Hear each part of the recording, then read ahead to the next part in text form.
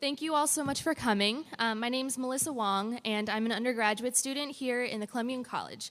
It is my great pleasure to welcome you all to the official launch for GW's newest institute, the Global Women's Institute.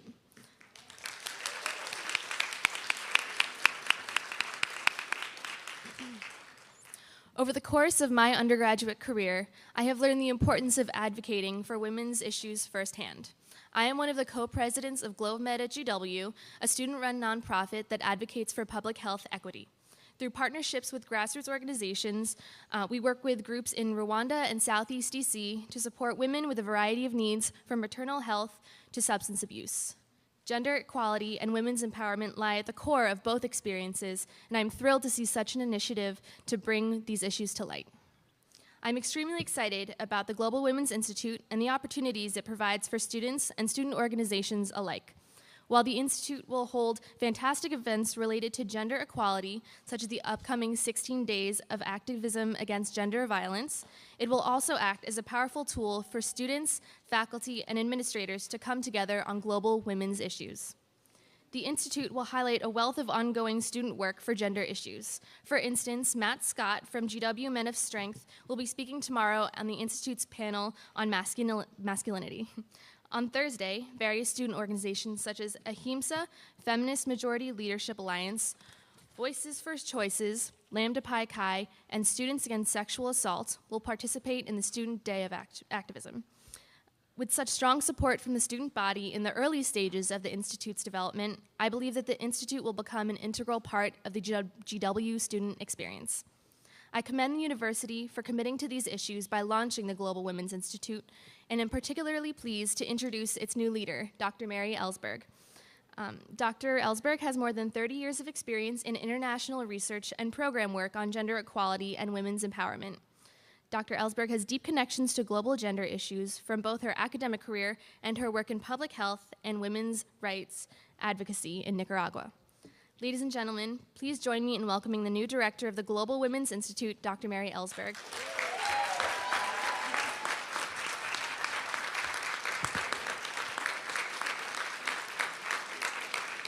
Thank you, Melissa. And thank you to all of you for coming today to help us celebrate the launch of the Global Women's Institute at GW. So many of you played such an important role in the creation of the Institute, and we're delighted to be able to share this moment with you.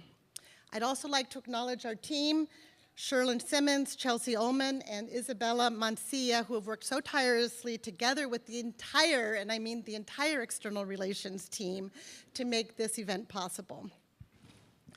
The purpose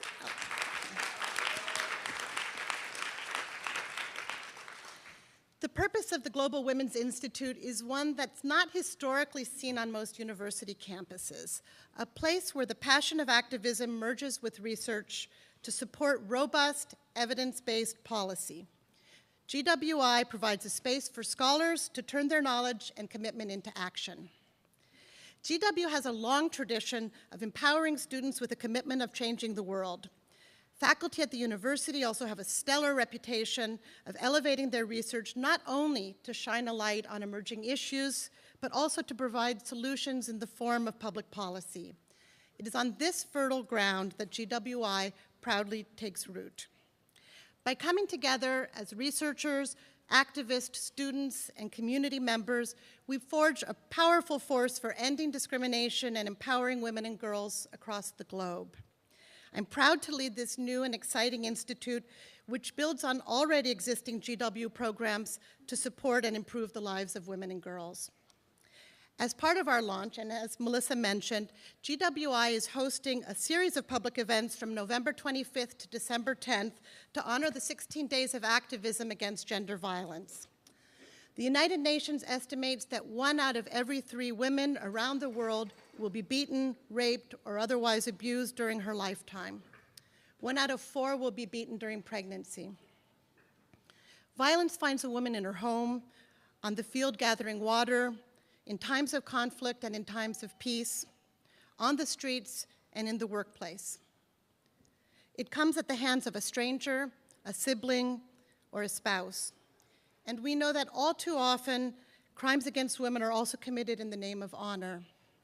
The 16 Days campaign is an opportunity to showcase the enormous breadth and depth of experience and commitment of the GW community around issues as diverse as child marriage, violence against transgender persons, and women in the military.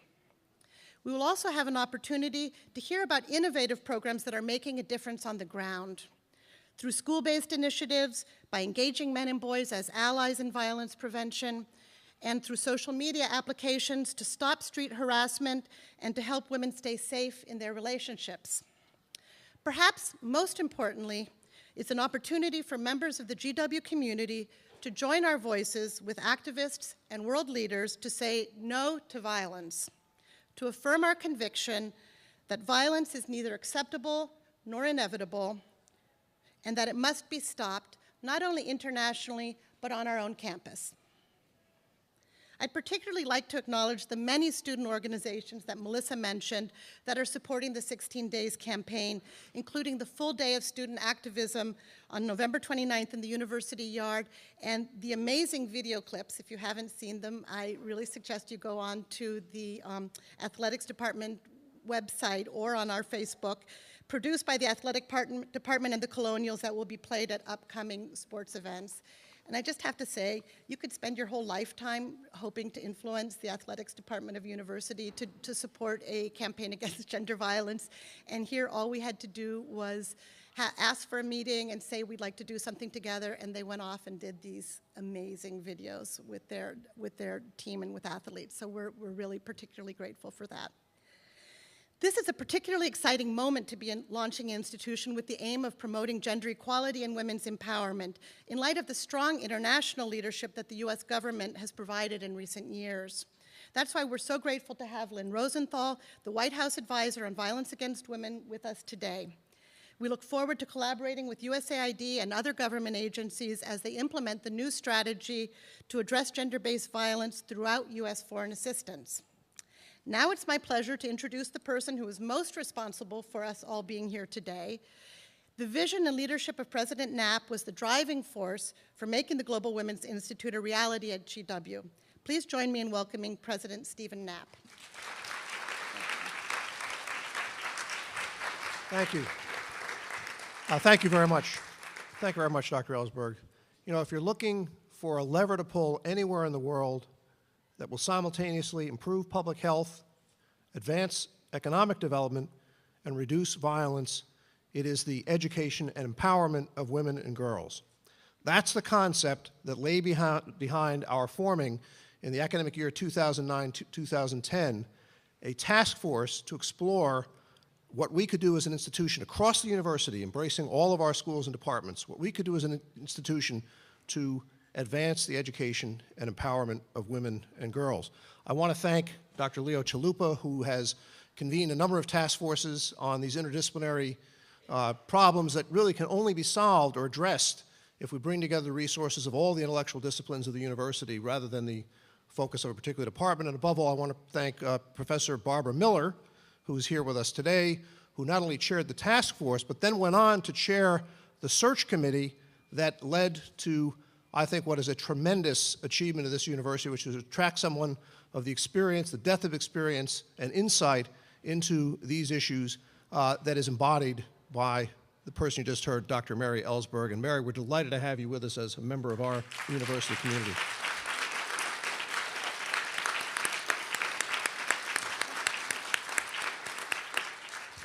If you're looking for confirmation of what I said at the outset about the importance of these issues, it's hard to think of a more dramatic, if negative, instance of that than the violence that took place in Pakistan with the very tragic shooting of Malala Yousafzai just in our very recent past. What that tells us is this is an issue that is an urgent international issue that really needs to be addressed. I'm delighted that we as a university are participating in the 16-day campaign against gender violence that is a global campaign, and that we're able to use that same occasion to launch officially and publicly our Global Women's Institute. It's now my pleasure to introduce our next speaker, and you've already heard her mentioned, and we're very honored to have her here with us this morning. Lynn Rosenthal serves as the White House advisor on violence against women. She was previously the executive director of the National Network to End Domestic Violence and played a major advocacy role in the reauthorization of the Violence Against Women Act in 2000 and again in 2005. She was also the director of the Florida Coalition Against Domestic Violence and executive director of the New Mexico Coalition Against Domestic Violence. Earlier this fall, I had the opportunity to hear her current boss, President Obama, give what I thought was perhaps the finest single address I heard him give, certainly the most passionate and heartfelt. And this was an address about the very issues that we're focusing on here this morning and will be throughout this 16-day period. And while there's no question that President Obama was personally the source of that speech, I have no doubt that his views on this issue and indeed part of the content of the policies the White House is adopting in this area are in no small measure due to the advice and counsel and advocacy of our next speaker. Ladies and gentlemen, please join me in welcoming Lynn Rosenthal.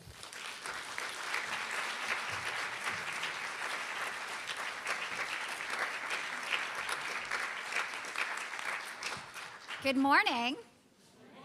What an exciting day.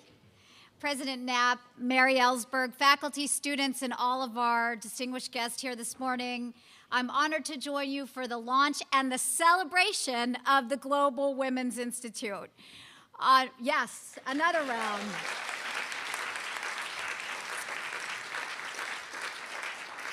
As I was sitting here this morning, I was thinking, this is what our community here in D.C., this is what our nation, and this is indeed what the world has been missing. So I'm thrilled to be a part of it. On behalf of President Obama and Vice President Biden, I want to thank all of you who brought us to this moment for your commitment to improving the lives of women both here in the U.S. and all around the world. And Mr. President, I know that the vision for this institute came from your commitment to gender equality and from what you have seen in your travels around the world and the barriers facing women. And when I read about your background and your history on this issue, I actually became the 804th person to like you on Facebook. And I'm sure there are more every single minute.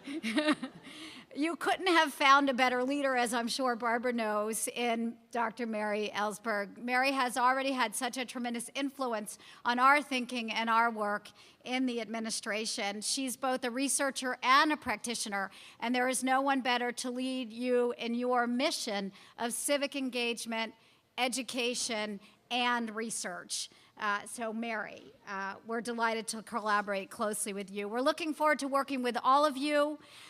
What I'm particularly excited about, and where I know we share such a passion, is that this institute will connect work on improving the status of women here in the United States and all around the world.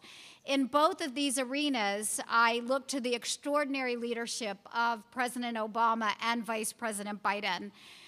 President Obama created the White House Council on Women and Girls very early in his first term.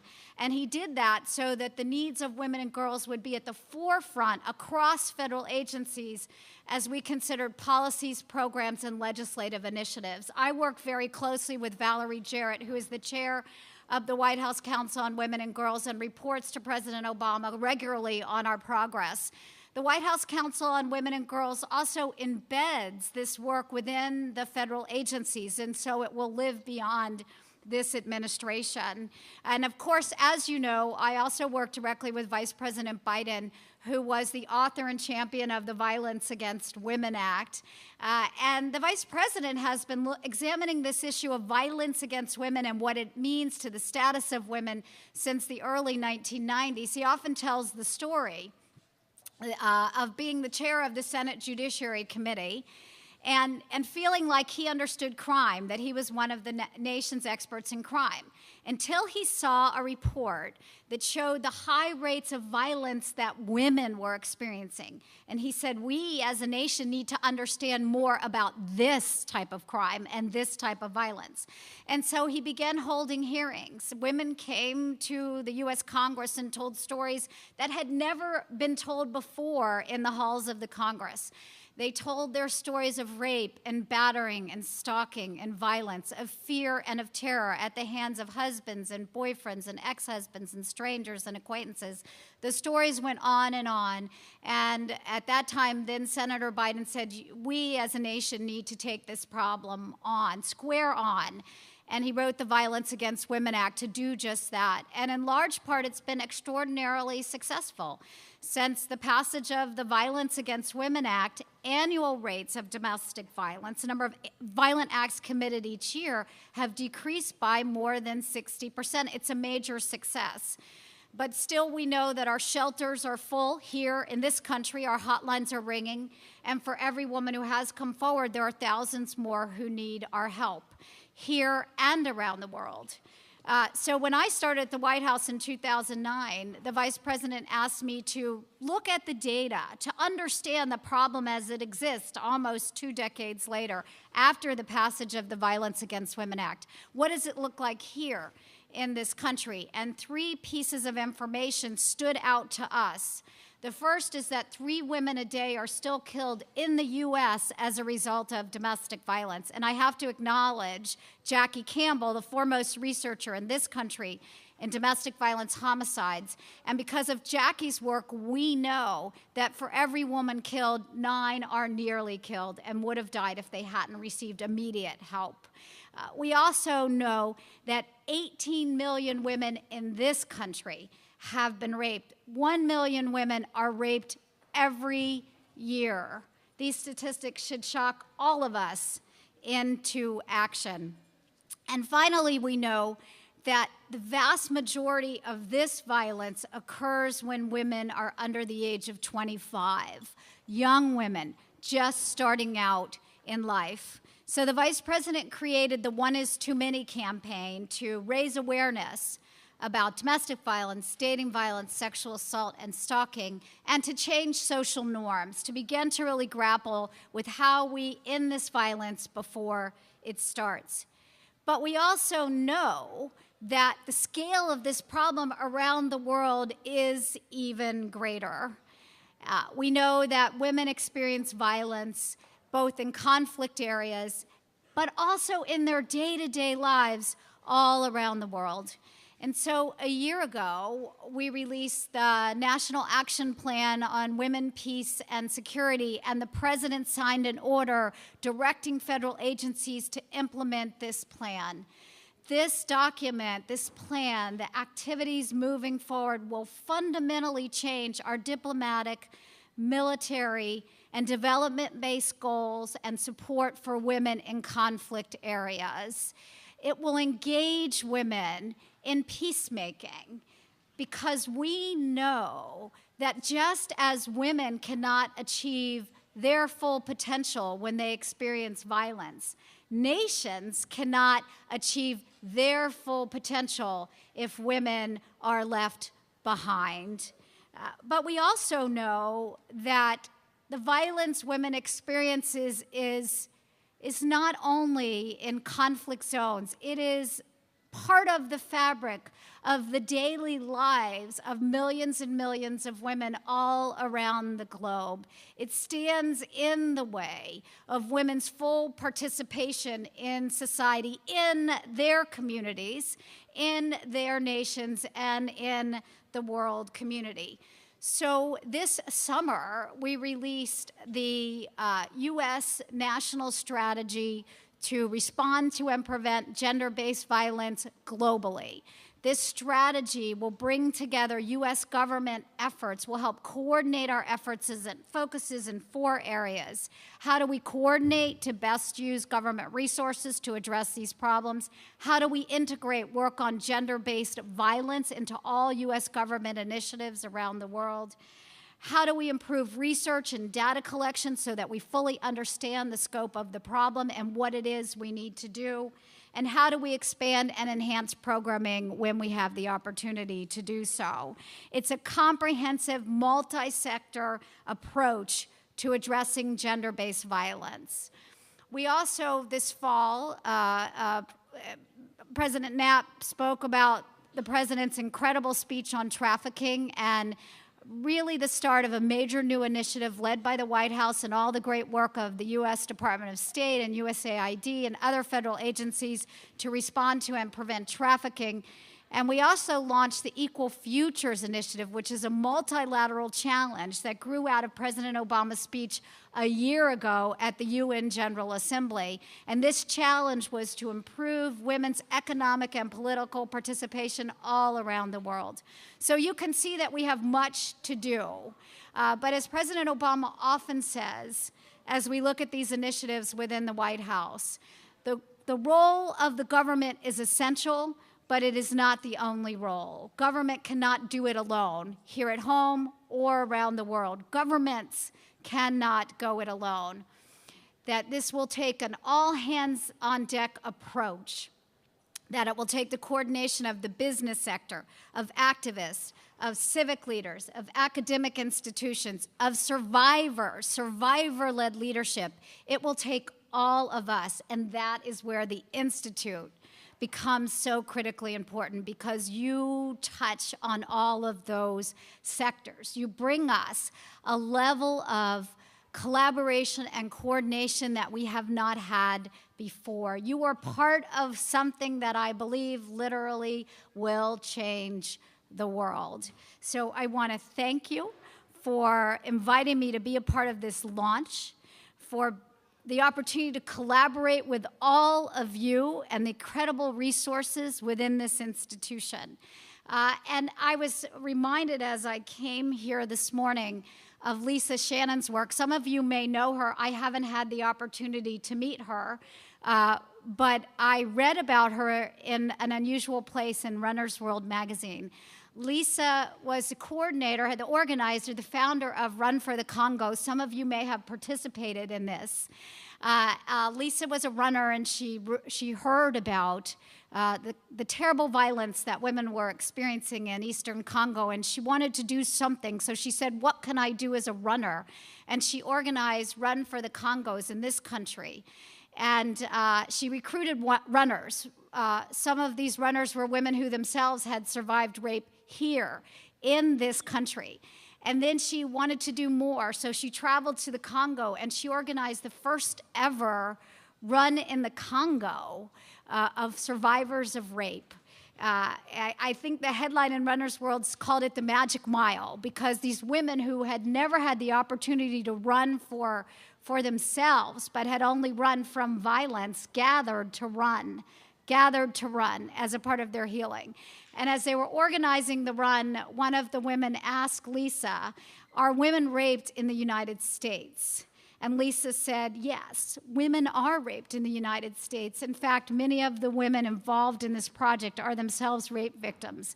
And the women, the Congolese women who had been gang raped and mutilated and seen their children die, seen their entire communities devastated, said, what can we do to help? That is the spirit of the Global Women's Institute. Thank you so much.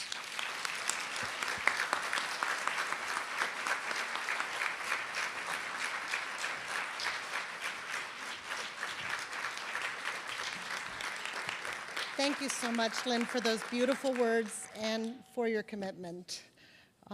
Now, to close this portion of our celebration, we have a special surprise, a performance of She's Got the Whole World in Her Hands, a gospel hymn famously arranged by composer, pianist, and teacher Margaret Bonds. And we have a special treat of two professors from GW's Department of Music, Sri Lankan pianist and head of piano studies, Professor Malini Paris, will be playing the keyboard, and Canadian vocalist and head of vocal studies, Professor Millicent Scarlett, will be singing.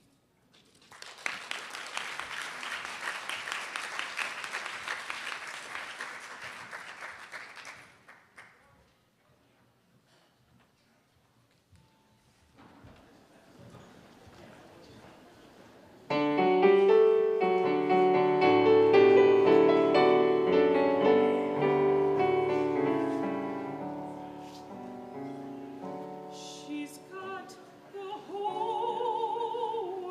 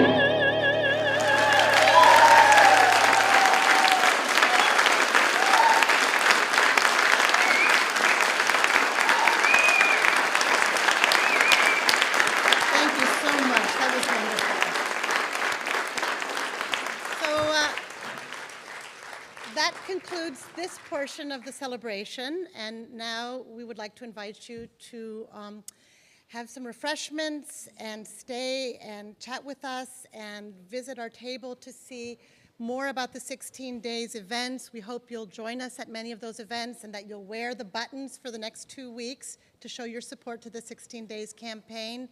And please sign up to stay informed and involved with the Global Women's Institute. Thank you so much for coming.